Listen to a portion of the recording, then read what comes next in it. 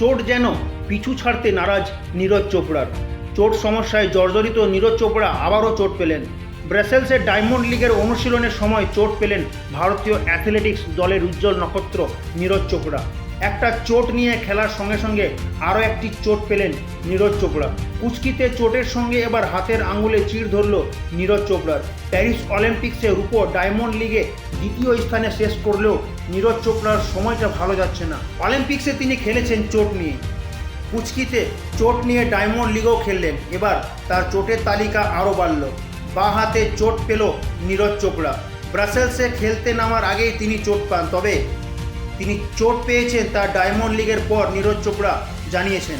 অনুশীলনের সময় বাঁ হাতে চোট লাগে নীরজ চোপড়ার।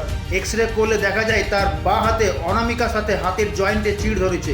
তবে তার চোট নিয়ে চলতি বছর তিনি আর খেলবেন কিনা সেই বিষয়ে পরিষ্কারভাবে জানায়নি নীরজ। তবে কুচকিতে চোটের পর আঙুলে চোট তাকে চিন্তায় রাখবে। ডায়মন্ড লিগের পর তিনি অস্ত্রোপচার করতে পারেন বলে জানা গিয়েছে। ব্যুরো রিপোর্ট, খবর বাংলা।